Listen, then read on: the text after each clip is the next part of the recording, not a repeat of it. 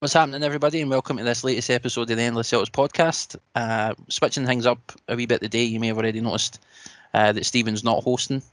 He's actually joining us as the co-host today. Stephen, how are you doing? I'm fine, buddy. Now that someone else is hosting, I'm going to take a back seat in this one and just give my opinions like you guys do every week, so I'm looking forward to that. You do that anyway, that's fine. And we're also joined today by other show regulars, Franny and William. How are you doing, boys? Yeah, all good, John. All Very good. well, mate. I'm kind of glad wait to to have hear for the Barkas fan club and Stephen and Franny. So. I'll be interested. These questions are definitely coming, but I'm glad to have you boys back on. So we'll start things off, obviously, as we all know now, at this point, a couple of days ago, we faced Midjtylland in our first leg of the European Cup qualifiers. So the game finished 1-1. By and large, for myself anyway, I thought it was an impressive performance. I thought we played really well, but I just want to come to you first. And Stephen, I'll give you the honour, seeing as you're here as a co-host today. What was your thoughts on the game? Well, I think like everybody before the game leading up to it were a bit pessimistic in what was going to happen. I mean, we all thought the worst, especially with the kind of stature and the kind of squad that we had going into the game. But I have to say, when it started, 20 minutes it took us to get into the game. I thought we were a bit ropey, 15 to 20 minutes in, and then we started taking the foothold in the game. We were pressing. We've seen Postecoglou's style coming from the pre-season games anyway, where the team was on the front foot, going for the neck, and we were playing most of the game coming up to the sending off, obviously with Bitton in their half, which was quite pleasing to see. And the goal itself from Neil Abada, I mean, it's just fantastic to see way players getting into the box and following up opportunities that were missed. Ryan Christie had a brilliant shot. The keeper parried it and he followed in. Just good instinct to get that goal. And I was quite pleased seeing him. He was a bright spark in the game. Obviously, he got took off with the sending off that Bitton received, but we'll come on to that later in the show. I'm pretty sure of that anyway. But it's just, I mean, the game itself, it petered out, obviously, in the second half. We were both down to 10 men, and it kind of petered out towards the end. I think fitness came into it as well. But all in all, it was a good game, John, to be fair, I have to say. Yeah, no, definitely. Like you mentioned, it was the first 20 minutes was maybe a wee bit shaky. Obviously, the players try to find their feet and get control on the game. I think Midjtylland caused us some problems for the first 20 minutes. They pressed us quite high and didn't let us establish ourselves. But what about yourself, Francis? I'll come to you next. What was your thoughts on the game? I mean, obviously, really happy. It was a surprising performance, but like in a good way, because we were unsure, obviously, where we were at. Obviously, the lack of signings and things, we were maybe just talking Celtic down maybe too much, and they were obviously just building up with us, because by all accounts we've had a decent enough pre-season. Yeah, the Preston game wasn't great. The performances on Bristol City performance wasn't the best, but you're going to get these performances with a new manager and a new style.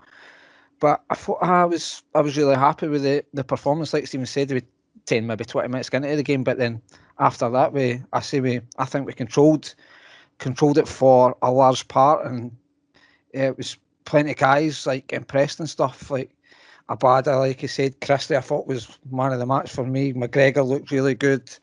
I thought Welsh really played well, especially after the Bitton red card. He really sort of acted the senior figure out the two of them at the back with him and the boy Murray and that. So I thought tactically Postecoglou, again, once the red card happened, he managed it well. He obviously made certain substitutions, which was a shame. We obviously had Abada, because he really grew into the game, and obviously the goal would have been giving him confidence. But sometimes you've just kind of got to do this. We had to try and compact the midfield and just trust the Ralston and Taylor to give us the width. But we actually, I thought we really managed the game well. Then obviously, when they got the red card, we really got on the front foot again, which was impressive. Then Barkas' era, it killed us. That goal killed us a wee bit. But I think in general, the performance gives me confidence going into the next leg.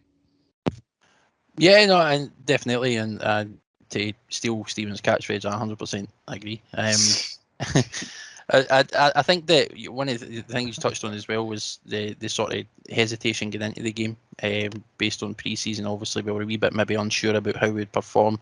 The Preston game, by all accounts, was certainly a little bit lacklustre. And I think we can all agree that that maybe set us up to think that maybe we're not as prepared for this as we think.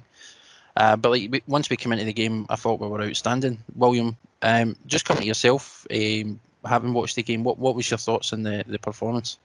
Yeah, I think both the guys have summed it up well there. I was pleasantly surprised. I wouldn't say I was one. I'm always hopeful going into these games. I said it in the last podcast. I'm very hopeful we'll still get the result, and we should have got the result, barring an individual mistake. I thought we looked great going forward.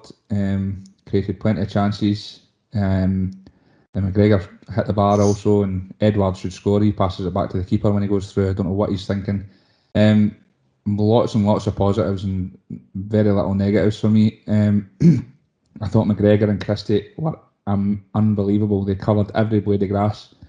The two of them. And we talk about fitness levels. The two were running all day. Christie, and it was in the 80-something minute, and he's tracking back from the right wing, chasing the winger all the way back into his own half. I thought they two were excellent. Just like Franny saying, Welsh I thought was awesome. There was a point, after Bitton went off, our back four, the elder statesman was Greg Taylor at 23, which is incredible, and I think we actually looked pretty solid. I don't think we looked. I thought we looked better actually at the back when Bitton went off. I was very surprised. I said to you guys, we've obviously got a group chat, and before the game, I thought Origidis had a lot of game time in pre-season. Dave Murray's actually had a fair bit of game time as well, and he's another one. He came on and he was excellent. And Beaton's had next to no game time in the pre-season. I thought it was a really, really strange decision. But yeah, I thought the team were excellent. And I fancy us going over there and creating. Even when we went down to 10, they had 11. I still fancied us to go on and score more goals. So the attacking intent's there, and he's obviously style of plays there for everybody to see. I thought there was some excellent interchanging and quick movement and passing and creating chances. There's some of the there's like little 1-2s and Turnbull like playing it into his feet, and we dink balls over the top and somebody's running. There's always somebody running in behind to try to get onto it. I thought we looked excellent going forward. So I think we'll go over the second leg, and we should have enough to get through. Yeah, absolutely. I would agree with that. And I think one of the most important things. Sorry, go ahead, Franny. What you want to say? I was just going to say, just kind of like on Christie when Molly brought him up again there, I think he was really good. I think he's still out of credit because a lot of us have gave him stick. I mean, plenty of us, excluding Stephen would be happy to see him stay if we get the Brendan Rodgers Ryan Christie. And it was actually like he was played out of position again, probably a more favourable position in the left, but like Wally says, it was that engine again, like he was under Rodgers, just running about. But it was still good. It was not just running. It was good when he was on the ball. I have said in the last couple, I really think we're talking about Andrew's style, and it's like high intensity, high press, non-stop. You would have seen it in his when he was mic'd up in the training, and he's like, we don't stop. We'll stop at half time. We stop at full time to celebrate. I think Christie can fit that. 100%, I've said it. He can go all day, and he can press all day. I think he can flourish under. I think that's how he likes playing. Yeah, if we manage to keep holding him, and I'm pretty sure his contract ends at the end of the year, isn't it? It's not even the summer; it's the end of this year. So. No, but I think you're absolutely right, and I think Christie was incredible in that game. His movement, he was up and down the park, constantly running, and it just like you said, he's playing into the Ange's style of playing. It seemed to suit him at least. In that first leg, and I thought that was fantastic. But you did raise a very good point, and I'm interested to know, Stephen, you've been very critical of Christie in recent weeks. I know that you mentioned in the group chat you were a bit impressed by his performance, but what is it what did you see in Christie in this game that sort of is it changed your mind at all? Would you have him stay? I mean, because you've been an advocate for him actually leaving, and his big head and all the rest of it. So, what's your thoughts on him now? If he can continue to maintain that performance, where do you see his place in this team? Well, one big difference that I've seen in his performance from the whole of last season till now is effort. There was effort there, and it didn't look like it was Ryan Christie playing for himself. He was back playing for the team. And I said to you guys in the group chat, if he could keep that performance, and bear in mind, if he wants to stay, keep him and give him another contract if he is going to produce that level of performance. I mean, there was times when he got into the box from a couple of Adaba crosses into him, and he should have scored one of them. But again, he was getting in them positions. Do you know what I mean? And I like seeing that. And as William touched upon, he was tracking back. He was moving around the pitch. I thought him, Turnbull, McGregor were fantastic. And I know you're pushing me on an answer for Christian, and we kind of a bit 50-50 here. I'll be saying, like, if he gives us that performance week in, week out, and he's committed to Celtic and not looking to move away, because he's close to like the likes of Christopher Aaron. He's just left at Brentford, and he's probably thinking to himself he can do that. And it's a hard one as well. 6 months left on his contract. Is he playing himself into the shop window again for another move? And that's hypercritical there. But in his performance, I did think he was excellent, one of the best performers on the pitch. I think just to touch on that as well, I think it's pretty telling that he played. If he was on his way, then Andrew's already said, I'm not interested in people that don't want to be here. The fact that he's played in that game points to me that he might be in talking about extending his stay. Otherwise, why would a big Ange bother? We've seen it with Ayer. He's not even had a sniff in pre-season. No, if you don't want to be here, away you go. Christie's been on about it, so definitely. I think that one of the things that regarding Christie anyway that we need to be mindful is, like you say, he's got maybe a year left in his contract. So if he is buying into this, I think it's paramount we do tie him up, because even Stephen, you made a good point there that if he's playing this way to put yourself back in the shop window to make a move, we need to capitalise on that by making sure we've got him tied down so that we can get the best deal possible for him, rather than risk losing him in 6 months' time to a pre-contract or whatever the case may be for nothing. I think his actual contract runs out in December, January. I think it is. Oh, so he's already at that stage. But there you go. I think it's paramount then. If he's in Angie's plans, then I'm pretty sure he's agree we need to tie him down to ensure that we, if he is still looking for a move and he's playing himself into the shop window, that we capitalise on it, because at this current point in time, especially with performances like that, we're at risk of losing them for absolutely hee-haw. So the match itself, and you touched on it perfectly. I thought we played absolutely incredible football. And bearing in mind, this is still early days.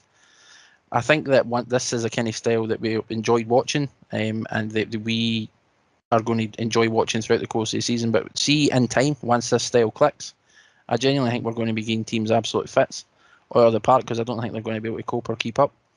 But one of the turning points, obviously, in the game for us, and I just want to come back to some of the flashpoints of the game, if you will. Just come to yourself first, William. We'll start with the first pivotal point, and that was Bitton's red card. Now, bearing in mind, he was already on a booking. The boy, Anders Dreyer, has tried to pull the wool out of the referee's eyes. He's had a dive in the box. I think they did not call it, I believe they maybe even called it offside prior to that. But either way, I'm sure the Dreyer's boy got booked for diving anyway. But so there was absolutely no need for Bitton to react the way he did. What was your thoughts on, first of all, Bitton's performance up until the red card, and then his reaction for the red card and the position it put us in? Well, his performance, first of all, he looked a bit shaky, to be fair. We all know it's not his position. He's been played there plenty, but I mean, if you only need to look at the first booking, and it's a midfielder's tackle all day. He's never winning that ball. I don't know why he's jumping into the challenge there rather than stepping off. It's not as if it's he's on his 18-yard box and the boy's going to turn him. He's pretty much in their half. So that was a silly yellow card to give away early doors anyway. The second is just absolute stupidity, and at times he's a liability with stuff like that. The thing for me is he's probably that first 11. He's one of our most experienced players. He should be leading the way, and if anything, it was actually Stephen Welsh was the one that was leading the way. McGregor, again, like I say, was excellent. I think he's really taken this captaincy on, and we've talked about it before, and he's not a leader in the sense of Scott Brown, where he's harassing and shouting and screaming at everybody. He leads by example, and he was absolutely superb. But we know this, especially this day and age in football, you can't raise your hands. I know he's not done much to him. He's put his finger on his head, but you just can't do that. And it's the contact. It's the fact that he actually put, like you say, he put his finger on him. That's blew up. I mean, getting in his face a wee bit and maybe moaning at him for diving and reacting like that. Maybe obviously the heat of the moment's got the better of him. But it was the contact. The problem is, John. See if it's a penalty, fair enough, you can go off your nut. But he's not even gave a foul for it. So why are you acting like that? Just laugh at the boy and go, "What are you doing?" He could have cost us. He could have cost us big. But I did have fears, but like I say, with the sending off straight after, I thought we were still in the ascendancy, and we looked great. We looked like we could score more. But like I say, he's meant to be one of the most experienced guys. Just silly. Yeah, definitely. And I think, like you say, his experience should have come into play, and he's obviously showed a bit of hot-headedness. And what worries me is it's not the first time he's done it, and he's put us in a position where he set us up to essentially fail. He's put us at a disadvantage. See, the previous time obviously we're talking about the Rangers game that he sent off. And by the way, it's like that first booking that I was talking about the other night. Exact same. That's the exact same position he's in when we played the Rangers as well. He's never a centre half in a million years. He's a midfielder. His positioning's not great, and he gets us in trouble and gets himself in trouble. A lot of the time they get in behind far too easy when he's playing. Yeah, definitely. I definitely agree with that, and I think that for me anyway, and this might be a bit of a strong statement to make, but for me that would be his last in a Celtic jersey for me, because you can't afford players to be reacting like that for needless stuff and making challenges like that. Like I said, it's not the first time he's done it. He's got a history, not just in the Rangers game, but he's got a history of getting himself into trouble and getting booked for stupid tackles. And like he says, we're playing him in a position he's no a natural. Fair play to the guy. He's set him up. And he's playing where he's asked to play, but it's not his natural position. That's the thing. I think if you're playing him centre mid, he'd probably do a job, and he's a decent squad player. But he's never a centre half in a million years, and he's never ever going to be our first 11 quality. It's because we're a bit lacking in depth now. Yeah. I think he would do a job midfield, but he's like, if we had a decent bid for him, I wouldn't be opposed to him going. Neither. I'm the same. What about yourself, Franny? Again, obviously, as William touched on, his initial booting, and then the reaction after the Dryer's dive. What's your thoughts on his performance and the reaction? I think Willie has summed it up pretty perfectly. He's one of the senior players in the team. He was in the squad. That's probably one of the reasons he was brought in, just to try and get a bit of experience. But it's backfired. I wouldn't say big time, because obviously we're still in the tie, but that in itself did backfire. But yeah, it was just stupid. Nothing more, nothing less. Just simply got involved in something he didn't need to get the card. But like William touched on as well, you can just, every time he plays in centre half, you can see he's no centre half. I wouldn't say he should go as far as you and say he shouldn't play for Celtic again, but he certainly shouldn't play at centre half again. But it's his default position now. He never plays anywhere else but centre half, and he's never on the bench. He just seems to be in the team. But he was a wee bit unlucky in the sense that the guy was pretty much back in Denmark. He was that far offside, but so we're unlucky to the extent that VAR isn't involved. But yeah, it was Bitton just having one of the wee moments again. It was just silly. Yeah. I think you hit the nail on the head as is William. But what my just to go back to my statement about him never playing for Celtic again, I think that's just based on the fact that, as he's mentioned, he's one of the most experienced guys, but he's also a liability. And the fact that he's a liability at centre half, he's probably not a liability at centre mid. Well, let me put it to you like this then. Given the strength in midfield that we've got, the players we've got, and the guys coming through, do you see him getting a chance in midfield, barring numerous injuries? I don't see it. You need guys, you need squad players. Like we had Johnny Hayes, that was never an automatic starter, but any time he played, he was a 7 out of 10. Now, I'm not saying Beaton's got to be that, but you need guys like a Johnny Hayes ruined a squad at times. Just guys that are happy to be a squad player, but then he'd be a squad player and playing him out of position.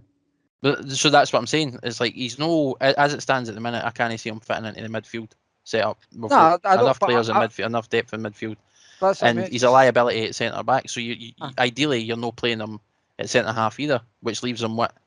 No, I'm not saying he should. I'm not advocating for him to stay. Like you said, if a bid comes in, I'd be happy for him to leave. But I would just say if he was ever to play again for Celtic, as long as he shouldn't play again at centre half, play him where he's meant to play. That was always mean.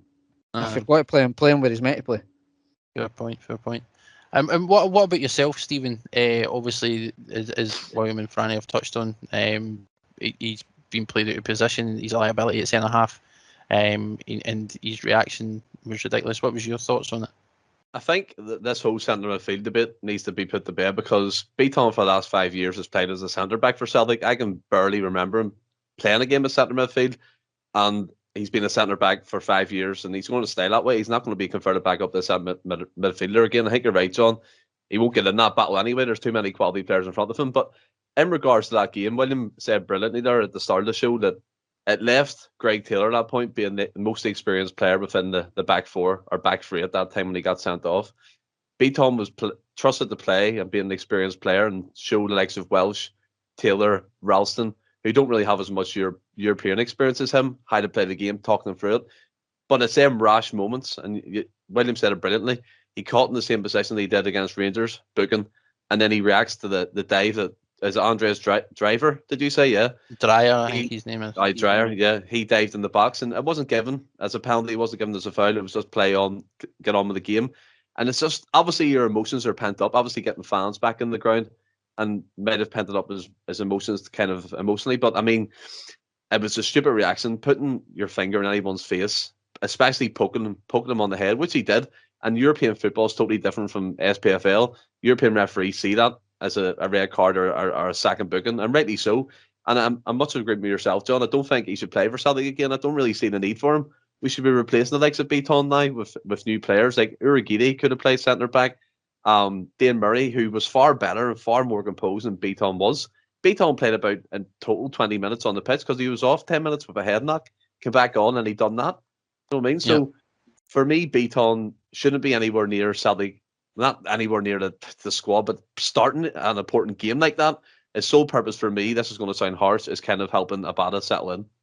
Okay, fair point. I mean, you made a lot of good points as well, and I'm surprised you even agreed with me on some of them, which is out with the norm. But obviously, one of the other flashpoints was Dreyer again, who was the original culprit who dived looking for that penalty. Got himself sent off and brought it down to 10v10 for another, which I'm pretty sure you would agree, or at least in my opinion, was a blatant dive as well, and it was well spotted by the referee. Just coming back to yourself, Stephen, quickly, do you think that Dreyer deserved that second booking?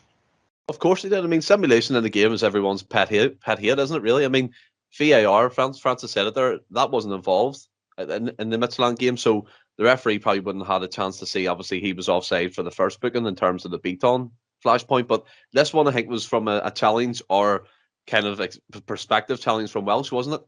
But you seen the reaction from Welsh. It was far more composed. He knew he dived. He just laughed at him and moved on, and the referee came back to it and sent them off. And that's exactly what Bitton should have done in that situation. I think Stephen Welsh, in the terms of the back four and defence, was the best player in the park by miles. It was just night and day compared to Bitton. And he should have been sent off, yes. Yeah, definitely. I would agree with that. You used to, Francis, William, you used the same sort of mindset. Do you think it was a deserved booting and it was a clean tackle by Welsh? I don't know if it was a book. I can't really. I never actually seen any of the game after it, simply because where I was watching it was in the pub and it kind of got put off. But in my memory, I didn't feel like a dive, but it didn't feel like a foul. But I'll trust your opinions after seeing maybe more replays than I have. More about yourself, man. Aye, 100%. No one surprised was he didn't come out the second half with his Speedos on. Is that 9-10 points for that? I mean, I thought he was going to give me a double backflip with a pike on the end as for the next one. I mean, I think we all seen it coming, and actually, no long before that, he's red card as well. William, you mentioned in the group chat that he's been looking for it. The referee's kind of been watching him like a hawk because he was a lot of the stuff he was doing was kind of sus, and he was kind of just playing dirty tactics and stuff like that. So I mean, I definitely think it was deserved, and it certainly evened the game up for us, bringing it back down to 10, which I think it was something as well that if Bitton hadn't got himself sent off, then we would have been in a position with the extra man. And given the way we were playing, I think with the extra man, we would have absolutely annihilated them. Personally, I think they wouldn't have been able to cope with us having an additional player on the pitch playing the way we were playing. And thirdly, coming to the final sort of flashpoint, it was Welsh's tackle out on the outside the box.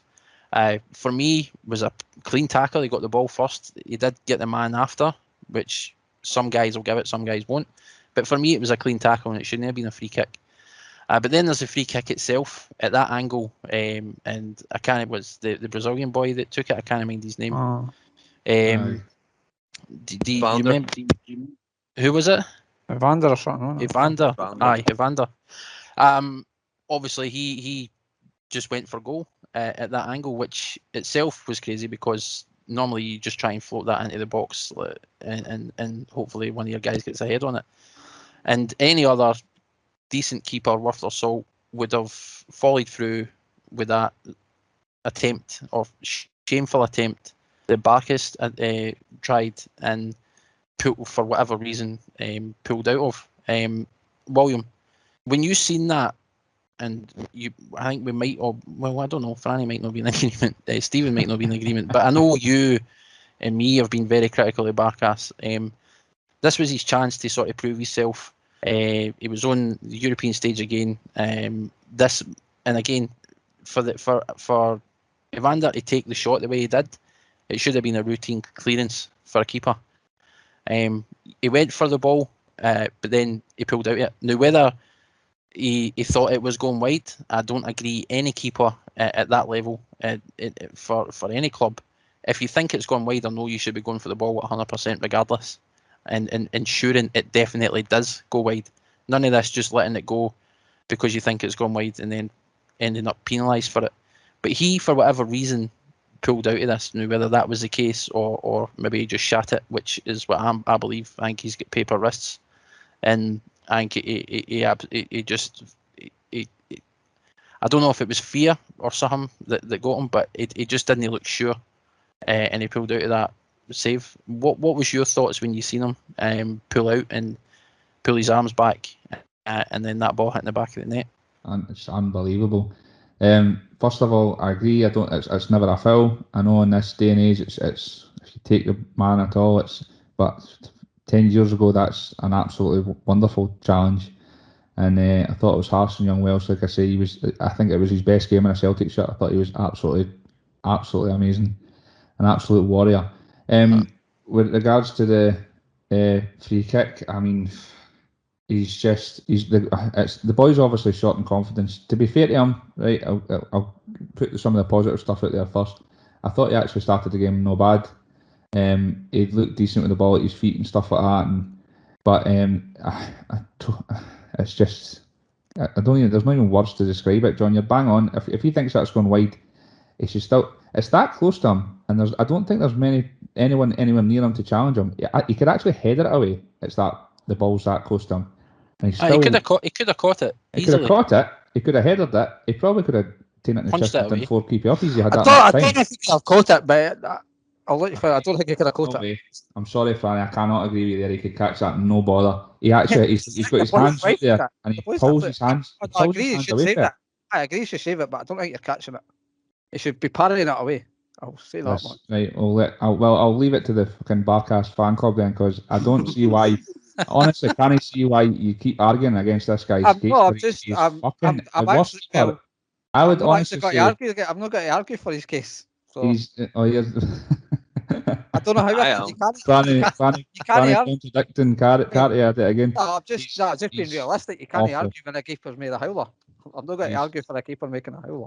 But this is never. There's never been one positive performance from him in a Celtic shirt, and I know there's a number of factors that it could be, and I mean, like, I know that people argue for him, but it's just not good enough, and it's like that one mistake could cost us money running to Champions League, and it's an individual mistake, and he's just not good enough. It's not good enough for Celtic. We should be looking elsewhere. It's bread and butter that. If he's not catching it and he can't catch it, he should be punching it. It should never be a goal for there. Never in a million years. Yeah, I agree with that, and I think you're right in saying that he's just no good enough for this level, and there might be underlying factors, whatever they may be. We've touched on it before. It could be an issue with him settling. It wouldn't be the first time players have came here with a reputation and not being able to perform for whatever reason. But I mean, I've seen, and not just for guys like Franny and Stephen, who will come to in just a minute, But when people and other Celtic fans I've seen say it as well, that he deserves a chance. I think he's had enough chances for me, and that performance. William, you mentioned that he started the game all right and he seemed comfortable with the ball at his feet. I think that some of his passes were questionable at the back. He was a bit unsure, a bit hesitant. Some of his clearances were to nobody. They were just some. I even remember a couple just going out. Like they weren't to anybody. He was just kicking the ball. That's for the point of clearance. No, but by the way, it's got to the point where when he makes a standard save that every keeper should save in a granny, everybody's like, "Oh, he's made a save, brilliant." I think that shows the sort of what we're talking about here. He makes standard saves and everybody gets excited. It's just not good enough, man. Nah, for me, he's had enough chances, and I just don't think he is good enough personally. But Franny, this is your opportunity to speak on the Barkas situation. Obviously, you have been kind of an advocate for him in some senses. What's your thoughts on that particular moment, that free kick, and the save, or rather the lack of? It's a save we've had to be in this topic chat today.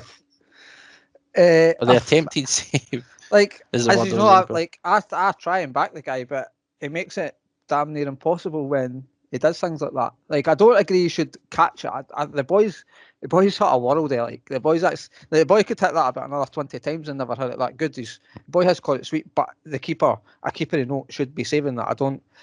I'm not trying to defend him in that sense, but he can't take away for the strike. But any keeper, I don't care who you are, should be saving that. It's the fact that it's the manner it's went in is an issue. Again, it looks clear as day that he pulls his hands away from it, and the only sort of backing I can try and say for him is has he thinking it's going wide? And if that's the case, his awareness of where he is in the goal is miles off. Then he's obviously no aware of where he's actually standing. But even at that, that's worrying in itself. No, that's what I mean. That's what I'm saying. I'm not really backing him up. I'm just I don't know how. I agree you should be dealing, because there's too many boys in the road. The way the boys hit it, it could get a touch and he'll be nowhere near it, but things happen. A keeper can't deal with that if it gets touched. But I think the way the shots hit, the type of free kick, you should always be ready to try and make some save. They generally always will, even if you're whipping it in and not necessarily shooting, they'll go to the back post, so it's got to come towards you.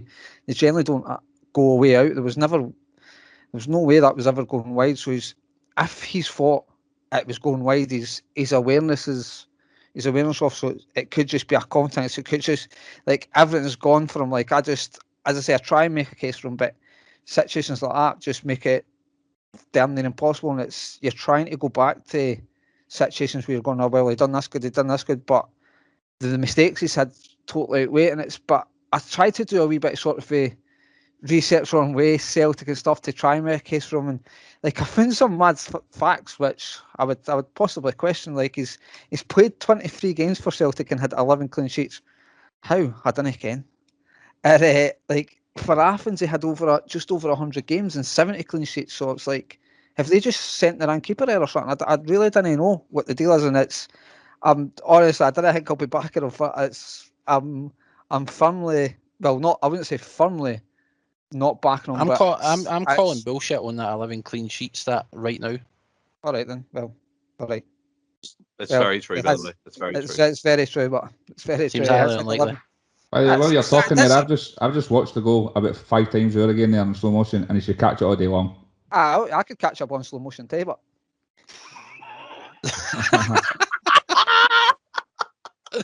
watch it fast as well, and you'll see you should catch it off, Franny, man. Rifles, it's not. He doesn't rifle it, Franny. There's no way he rifles it. I'm sorry, man. It's not a world day. I'm not sitting here saying Barkas shouldn't have saved that. I'm saying he should have stopped it going out. I just didn't believe he should have. I don't think it's easy to catch it. It's not like it's just a floated and cross. The boys rattled it. It's not a world day strike either. Well, I bet the boy does it another 20 times and doesn't put it in that corner. Well, I bet he does it another 20 times and keeper saves it. A keeper should save it. I said that. I probably wouldn't save it. No, I probably wouldn't. No, I agree. Probably wouldn't. I just think now we've all had a laugh. Maybe Athens should send the right Barkas.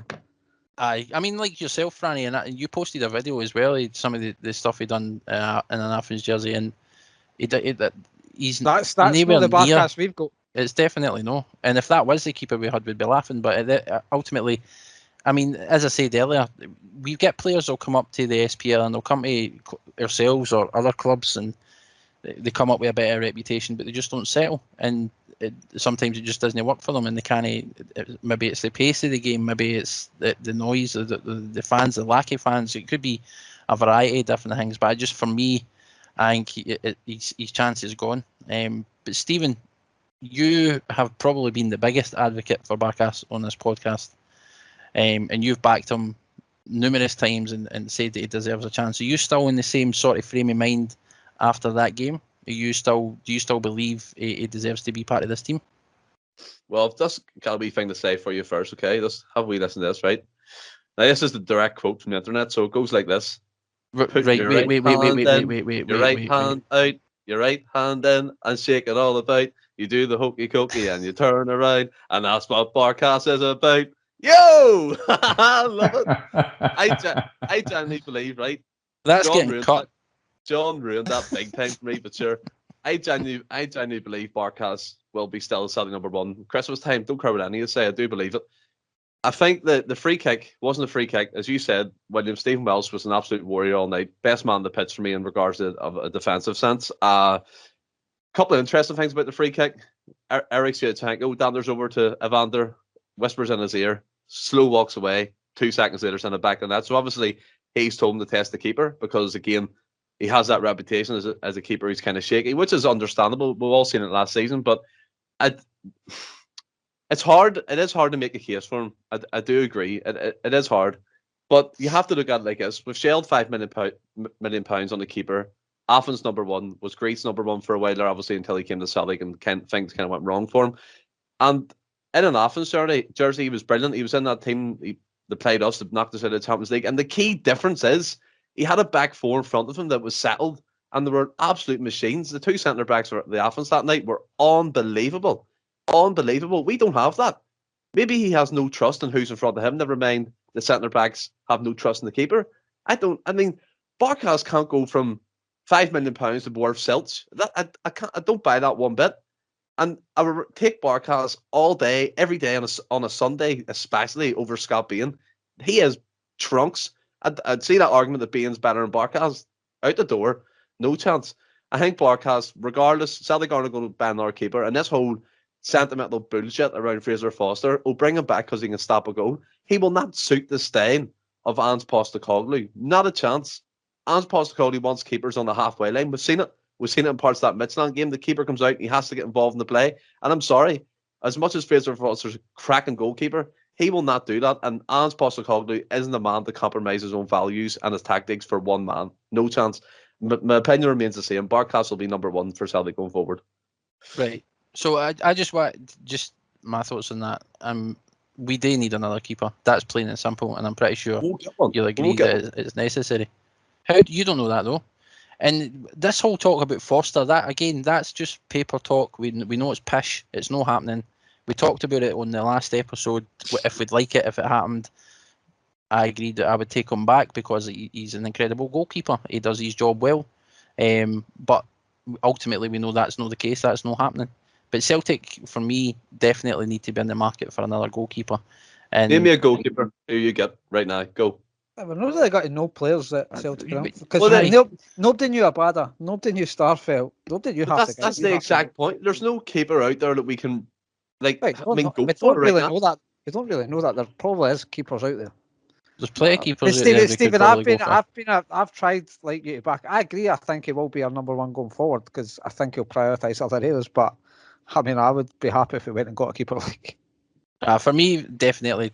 Obviously, I disagree with you here, Stephen. But for me, I think Celtic definitely need to bring another goalkeeper in, as well as strengthen in other areas of the park. So, obviously, we touched on some other players there in standout performances. We mentioned obviously McGregor, sort of leading the line as a captain. His first game as a captain, the performance he put in. Christie, Abada's performance, albeit short. Welsh. And Dave Murray, when he came on, had made really good account of himself, considering it was his first proper competitive match in Europe as well. Obviously, they all seem to play their part. Who, I think, the sort of usual suspects, but was there anybody that really surprised you, Stephen, that you thought he put in an absolute incredible performance, or a surprising performance that you weren't maybe expecting? Steve Welsh.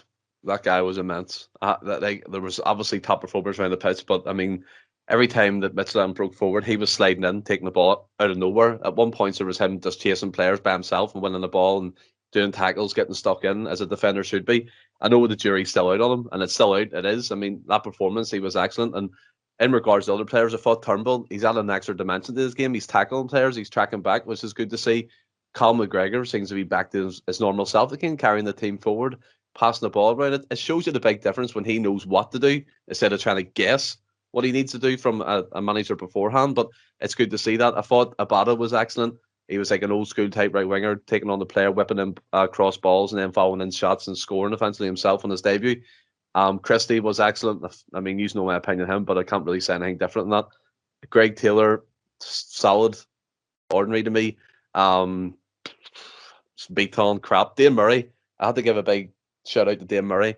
He was far better than Beaton's 20-minute cameo. I mean, he was composed. He found passes. He broke the lines. He took the ball under pressure, and he most importantly defended the box well. But yeah, all the team, barred obviously the errors with Barkas and the likes of Beaton, done well. Yeah, I would certainly agree with that. And for me, Welsh, I know McGregor got man of the match, and I think that was part and parcel to the fact that well, he did have an incredible game, but it was his first game as captain. But for me, it was Welsh all day. It was man of the match. I thought he took command of that, the sort of defensive side of things, and some of the tackles he was making were incredible. He was very, very solid. His timing was impeccable. His awareness was fantastic. And I thought him, and when Dane Murray came on, I thought they partnered each other really well. I thought, and considering both of them are still young, and it's still, as I said, it was one game, but I was really, really impressed with Dane Murray. But another guy who kind of flew under the radar, and this was not just when I've been seeing other comments and other people talking about the game and the remarks on players, was Sorrell. For me, I thought Sorrell had a solid game as well. He's kind of, when they're talking about the players and the match itself, he's kind of flew under the radar, but I thought he had a solid game. Some of his passing and his movement was great, and he was all over the pitch as well. He was putting in a shift. Francis, what about yourself? Was there any real standout performances or any sort of surprises in that game that you thought could do as well, essentially, going forward? Well, I think everybody bar Beaton and Barkas, I think, takes pass marks away for that game. It's simple as that. It was that, but Abada maybe would have got my man of the match had he not having to come off because of the tactical situation. But yeah, I think everybody played well. For me, like, I can't argue if somebody says Stephen Welsh was man of the match. I'm not going to argue against it. But for me, Stephen Welsh's performance surprised me because, like Stephen, the jury's still out from my thought last season. You can't have no complaints about the guy. He came in and done his job and done it well. But like the other night, he came of age a wee bit, I would say, with that performance. It was, like I think it was William said it earlier, that it was his best performance in a Celtic jersey. But for me, I thought it was Ryan Christie because he's taking a lot of flack. Again, he was playing a lot out of position last season, but again, he played out of position the other night. But it was brilliant. He was coming in at the back post for crosses and stuff where you want your left midfielder to be in that. I just thought, for me, Ryan Christie was just, he was awesome. I think just because of what I became accustomed to last season, I was more surprised. I don't know if more surprised like that, but I was surprised, but happily surprised at his performance. I thought he put in a lot of work, was running all day, showing, but when he had the ball, he was making things happen. He didn't seem like he was playing for himself. He was actually playing quick passes. He wasn't trying to beat too many boys. If the pass was on, he was giving it. So Christie for me was the standout for me. But I think I wouldn't argue against Stephen Welsh, to be honest with you. If somebody said him, like Stephen said, if Wally goes with Stephen Welsh, I'll not argue against him. I think well. Sorry, John. I think as well as you said, Christie. What I noticed as well was he didn't take too many shots outside the box, and as you said, he played the ball instead of taking the shots on himself, and he was fantastic. I have to agree. No, I mean, absolutely, and I think you it's hard to disagree with Christie if he got man of the match as well, because again, I thought he put in a phenomenal performance, and this is as well mentioned earlier, the Rodgers Christie. as the guy that we all loved, and it was fantastic for us at that period. And if you can get that sort of that form back, then he's absolutely an asset, and losing him would be quite a bit of a hit. So, William, coming to yourself, obviously we've touched on now a number of players we thought were standouts in that already. But was there anybody that had played that game like the same question I've asked the other guys that stood out to yourself that you thought are going to do as a favour going forward in terms of, do you think any of them can cement their place in the team? Yeah, just to touch on it, just exactly the same as the guys. I thought I've always been a big Ryan Christie fan, and I thought he would be my man in the match. But again, if you're saying like McGregor or Welsh, then I'm not going to argue. I thought Welsh was a surprising one for me because, like we've said, he's a good solid 6 or 7 out of 10 every week, but that was 10 out of 10. He was absolutely magnificent. Nothing was getting by him. He was just immense. Like I said, he's unfortunate with that foul as well. It's never a foul for me. But if you're talking about who surprised me, Dane Murray definitely surprised me. I thought he came on and he was superb as well. Won a couple of challenges and he did. There was maybe twice I think I've seen him where Beaton's foul in the first half where he tries to nip in front of the defender and didn't do it. Dane Murray did it twice in the game and looked excellent. His anticipation was really good. Yeah. I must admit, when he came on, because when Beaton went off, I was looking for a new signing, Irigidi, and I know Shaw can play centre half, so I was thinking maybe when he put Murray on, I was like, oh, and he looked good in pre-season, but I was thinking, but he was really, really impressive. So it's good to know that, like we say at the Endless Celts Podcast, we're always big advocates of the youth, and it's good to know that the youth system's still working because we've got a couple of crackers, I think. But him and Welsh, I thought were. But yes, if you're talking about surprising, who surprised me? Welsh surprised me in the fact that he was a 10 or 11 out of 10. He was that good, rather than his normal 6 or 7 just standard. And Dane Murray was very surprising as well. I thought he looked excellent. Yeah, no, I completely agree with Dane Murray, and I think he's one of the guys that's going to. I can see him being a squad player definitely throughout the course of the season. He certainly impressed me. So obviously we've touched on the game and everything else. The players that flashpoints, players that have impressed us, etc.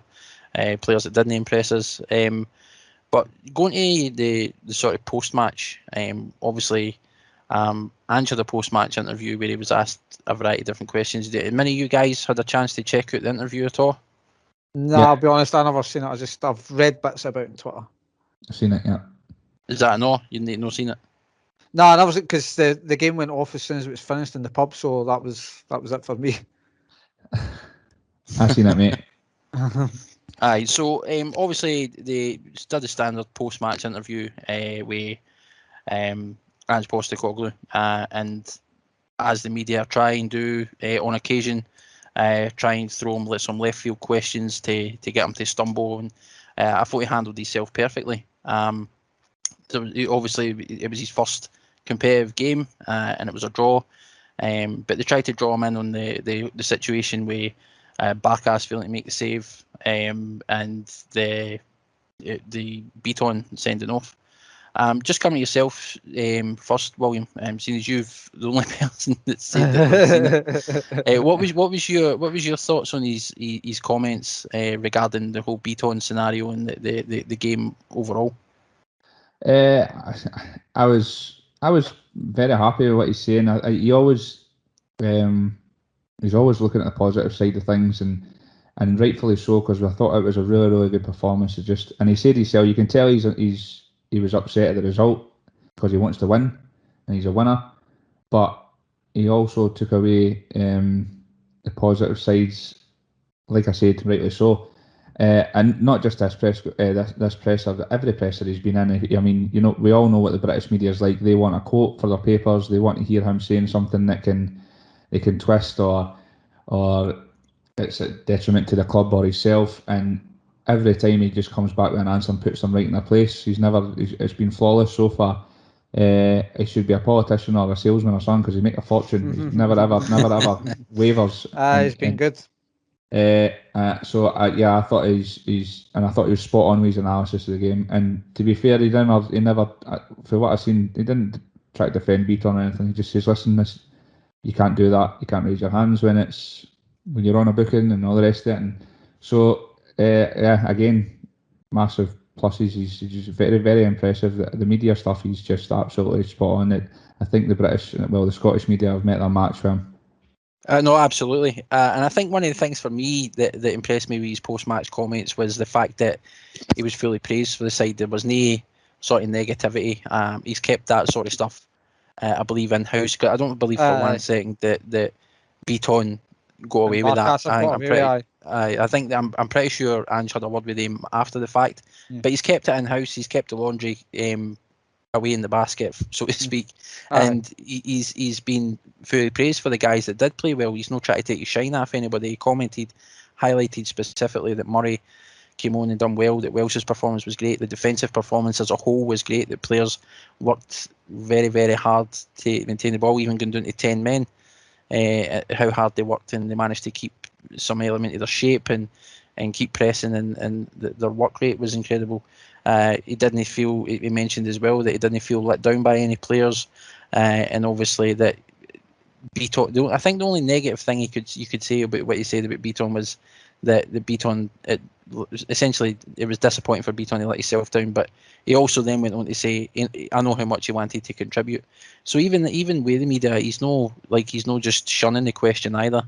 He is commenting on it to a degree, but he's not saying anything negative, which is something that I think is quite refreshing, because if that was a Neil Lennon, there might have been some stronger words said, and I think that's something that this is that impresses me with Ange as well, is that he's no being negative, especially not with the press. He's giving them absolutely nothing. He's remaining positive, and he's keeping everything in house. Franny, I'll come to you next. I know you mentioned that you've not seen the post-match interview, but based on what you have heard, obviously, and the fact that he chose to sort of avoid certain kind of answering questions in a certain way and gain the media quotes, he chose to focus on the performance and give credit to the team in their performance. What was your opinions on that? I think it's brilliant. The guy has, just like William said, he's got the British, or certainly Scottish media's number. That it seems he's coming by. He's getting them headlines, but it's not the headlines they want in that. They're having to use his smart wee comments as headlines. So it's really refreshing. Like I've obviously heard and read clip it saying that, and like when asked about the Bitton, I could be wrong obviously, but when asked about Bitton and Barkas, he kind of initially said that, gave it the cliche, I've not seen it yet. So it's the old tactical deflection thing, but obviously we know, like I say, he's probably dealing with that in-house. So now every time I hear him, I've been really, really impressed with the guy. So it's refreshing to see that he's obviously, you can see he's honoured, he knows how to play the media, he knows, like, to obviously, he's deflecting some of the comments in a sense, but to put it to a positive, so it's not, because he's obviously a new manager coming in, he knows he needs to get everybody on side. He's wanted to change the philosophy in that of the club, so he needs to get everybody on side. So he's obviously having to think on his feet, and it just shows he's an intelligent man, that he's thinking on his feet with these questions to not properly criticise and go in the team. So how can you hate the guy now, man? You can't, man. I completely agree. He makes it very, very hard not to like him, and I think as Celtic fans, it's refreshing for us to see a manager that's obviously, it helps us get on board with him as well, because it does, absolutely. He's an unknown entity with a bit of ignorance in that, but I can't say any of us were overly joyed when he was announced as manager, but he's went about that quickly. It's changing that perspective for him anyway. Yeah, no, absolutely. And what about yourself, Stephen? Obviously, you've been quite quiet. I didn't hear you comment on whether or not you've seen the post-match or any of the statements that he made. But what was your opinion on the sort of what you have heard, at least, and what we've spoke about just now? What's your opinion on that? I did comment, but very, very quietly, John, because I couldn't remember all the quotes in my head. But I mean, the one of the best things about Postecoglou is, I mean, one of the biggest kickers for us last season, and one of the biggest flashpoints at the start of the season early on in terms of the European qualifiers, was Lennon coming out after the Furnace Faros game saying players want the way. You're going to get none of that with Postecoglou. although, as you said, John, he's probably in the dressing room putting Bitton and Barkas in a quiet room until they figure each other out. He's coming to the media, protecting his players, and he's not giving the media any wee snippets of what's going on in the dressing room, any wee droplets here and there. Another thing as well, he hasn't wavered from his word that he's interested in bringing you through, and he said an interesting bit on Dane Murray, saying that he knew himself from a Postecoglou view that he wouldn't be fazed by going into this game, and I think that's fantastic. He knows his players. He already knows. He seems to know what their strengths and weaknesses are. And a big shout out to him as well in regards to keeping two up front when they went down to 10 men and Christie playing off Eddie. I thought that was excellent. He could have went defensive, but he didn't. He stuck to his principles. But all in all, like as you guys have alluded to, he just gives me a feeling that he's going to protect Celtic. And he said that in his fan media press conference, although the comment that was directed to wasn't really met with any great joy. But I think he's sticking to his word, and I think he'll continue to do that. No, definitely. And I think one of them, I'm going to read this quote because I thought it was a fantastic thing from, and again, refreshing to hear him say it, because he's also taking accountability. So there was one point, obviously, during the sort of post-match press conference where he highlighted, and he came out right and he said it specifically, we weren't well prepared for tonight. We've had so many disruptions in pre-season for a number of reasons, and we've literally had essentially one full training session with this group of players. And for them to put the effort in that they did tonight was something special. There was a number of them who probably weren't even ready for 90 minutes. And he took responsibility in saying that it's his role to try and support them and try and prepare them the best he can for what's in front of us. I haven't done a great job so far, to be honest, because of the disruptions we've had. We've 8 more days, and I feel confident with preparation and the spirit we have, we'll put in a good performance. It's on me. I'm the manager of the football club, and I'm the one that takes responsibility providing support for the players and staff. And if things aren't happening, it's on me to make it happen. And then he went on to say that there's obviously plenty of positives and things like that. And he essentially commented that he guaranteed they'll never be that ill prepared again going forward. I'm not sure if you boys took note of that, but William, did you see those comments? What was your thoughts on him when he came out and he was that honest with the media and the fans and letting them know it's on him? He knows they were ill prepared and it's not happening again. Superb. If you're a player, that obviously it takes a massive weight off your shoulders. But that's, as a manager, that's your job. So I think the comments are fantastic. And if that's and that's the thing, he's only been in the door a number of weeks. Some of these players have only been in a matter of days. Abada's only been in how long? And he I know it was short and sweet performance because he had to go off, but he was excellent. Everybody seems to be buying into it. You see the guys, McGregor's, and they're doing pressers, and every one of them's talking about how he just wants us to express ourselves. It's just, and if that's a team that's not prepared, then I can't wait to see what we're like when we are prepared, because I thought we were excellent. Yeah, totally agree. What about yourself, Francis? Those comments that he made about I'm taking ownership, everything's on him. It's not the players' fault. It's they were all prepared, and it's not happening again. What do you make of that?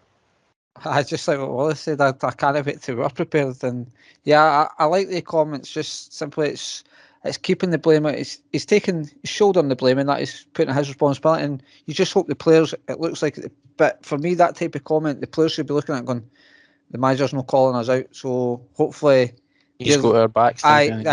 He's got our back, so let's go to war for him. So I really like the comments from him. Yeah, definitely. And quickly, what about yourself, Stephen? I mean, I did see the comment when I thought he was a bit harsh on himself, to be fair, but again, it's refreshing to see his honesty in regards to being ill prepared. I mean, the fact that he even came out and said that he didn't have to just points to the fact that you guys are saying that he's all about the team, and he's not going to let that happen again. Obviously, there's going to be a week to Denmark, and I believe getting into this game, we can win this game and have that confidence, not that just from that statement, but just from him in general. I really do think there's positive things to come, hopefully. Yeah, definitely. And I think one of the if you want to, for anybody that's listening as well, if you've not seen the full comments or you want a good analysis and breakdown of them, the friend of the show and a guest that we had on in the last episode, Tony Haggerty, he mentioned that he's just taken up a new role as a writer for Celtic Way, which is a new website that deals in a lot of Celtic news, and he's writing articles for them, and they've done some fantastic articles post-match analysis of that game, etc. So I definitely recommend checking them out. So it's celticway.co.uk for anybody that's interested in that. But lastly, just to move on, obviously since the match, Christopher Ayer has moved to Brentford and what's believed to be a 13.5 million up front, 15 million including bonuses, and hopefully, fingers crossed, a sell-on clause. And immediately, literally hours after that was announced, Starfelt was officially announced as coming in, almost like a lose one, got one type of thing. So, what's your thoughts, Stephen? I'll come to you first. Obviously, Starfelt's coming in, Kyogo's coming in. We've got Shaw, Urhoghide, Abada, and by and large, I think Ange has obviously mentioned as well that he expects more to be coming in, and they're still working on deals. How do you feel about the transfer activity thus far, and what areas do you feel we definitely need to be focusing on going forward?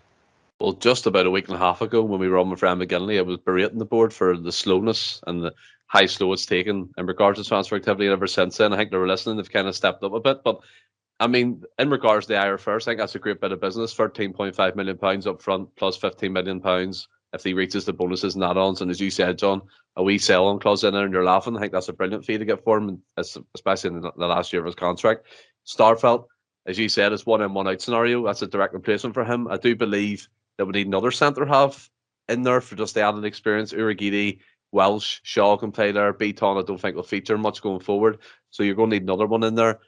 Left back for me is a concern. I think we need something better than we have at the moment. Right back, a concern. I think we're still continuing to link with Brandon Sappy. I don't know if that's any further on, but I mean, right wing, it seems to be okay. Adaba, Forrest, Dembele, left wing, Kyogo, Johnson if he stays fit.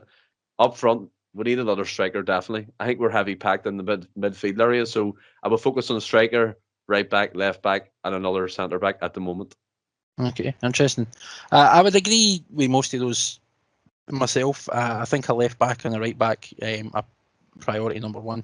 I think Starfelt and Julian, when he gets back, will shore up the centre defence, and you've still got the likes of Dane Murray, I think, who could well play a role in the squad going forward.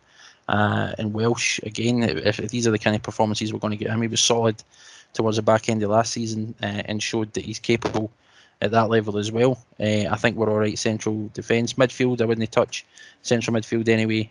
Right wing seems to be okay at the minute. So for me, it would be left back, right back, a left winger, and a goalkeeper. I need to stress this: a goalkeeper and another striker, because I mean you're still possibly losing Edward, and there still seems to he's still linked to other players. Brighton's the latest one that he's been linked to. But it still appears to be, at least on the face of it, Francis, a number of positions that still need strengthened.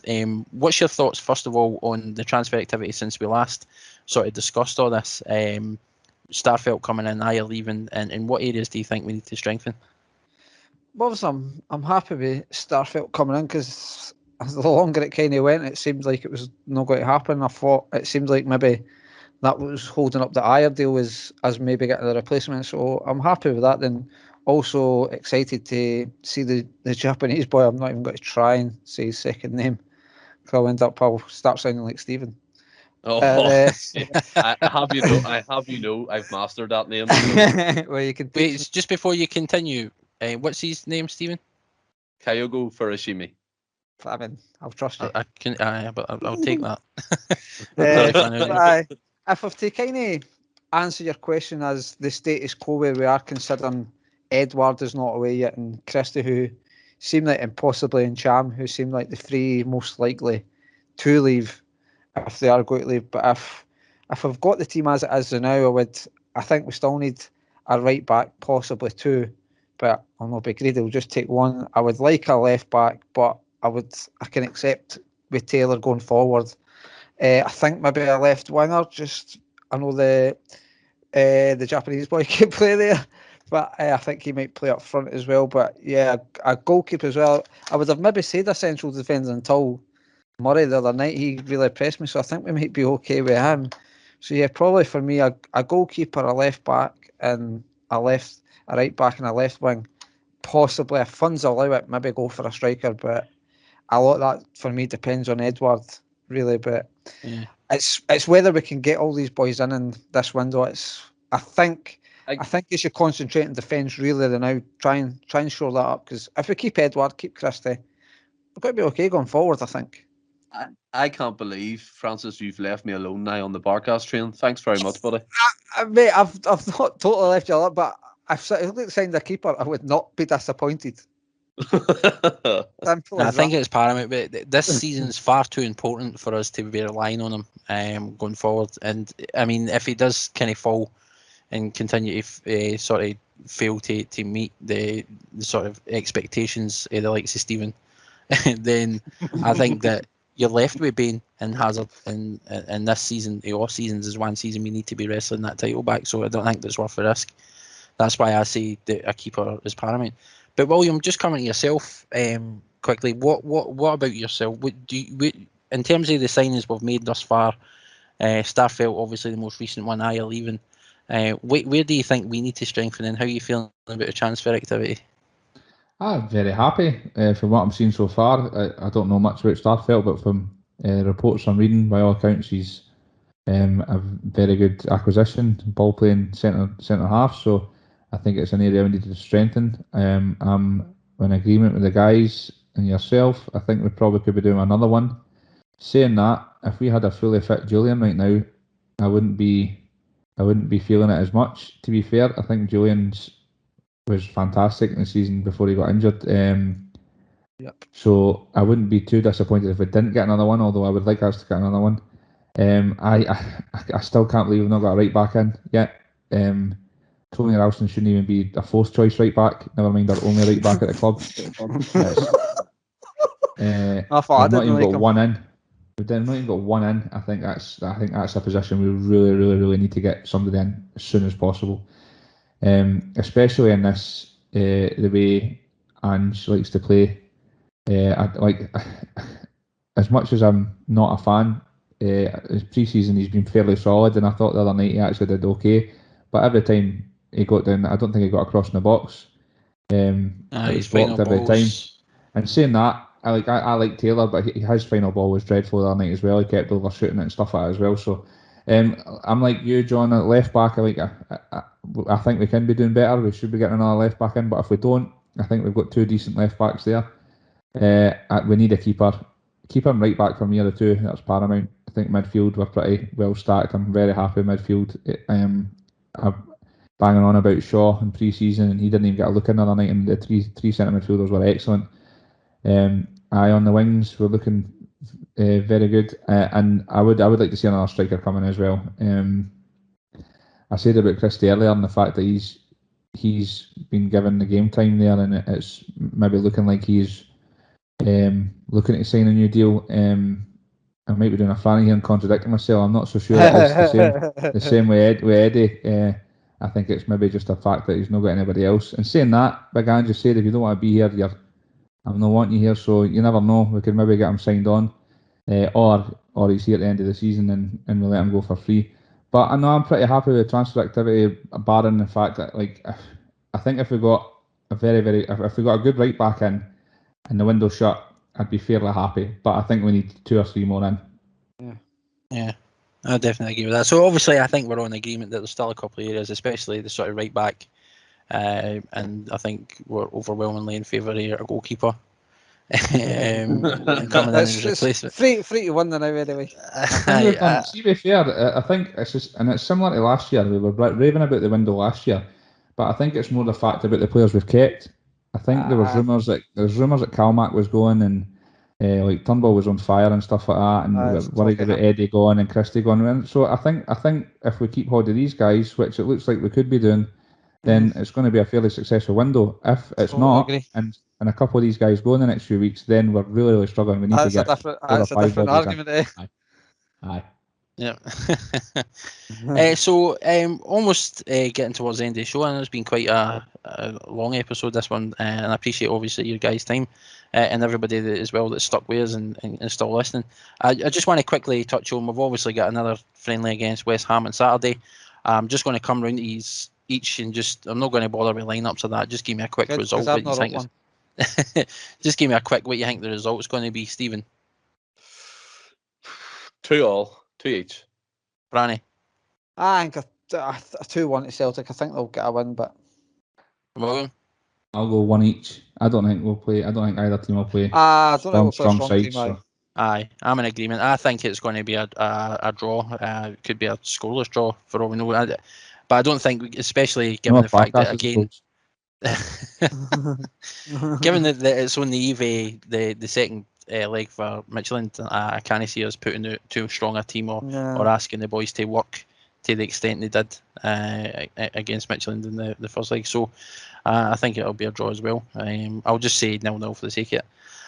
But guys, that's the end of the show. Thanks again for joining me and coming on and sort of chatting with us. Stephen, thanks for being my co-host for this episode, letting me take the reins. I can't believe you're not letting him away with the quiz. You're letting him away with the quiz. Listen, it's because there's 3 years on. He'll get his comeuppance. He's got it coming. He'll be on as a guest again, and he will be giving and it'll be a quiz where I'm going to just throw left field questions at him. I want to see. I can't wait to go video because I would have loved to have seen that hokey cokey on. Aye, I don't know what that was about. I'm leaving it in though. You're not. I'm not. Listen, I've got to back Barkas and he sings a song about him. I wanted him out after that. That's coaching. That's definitely getting left in. You can. You're on your own there, kid. It was no Stuart Armstrong song. That was all I'm saying. No. But aye, guys, that's us wrap up. For everybody as well that's listening, thanks for the continued support and continue to obviously check us out. Everybody that's checking us out, all the new subscribers, if you're a new listener, thanks again for the support. Just all we ask is that if you're listening on YouTube, just hit the subscribe button, the wee bell, so you get a notification every time an episode comes up.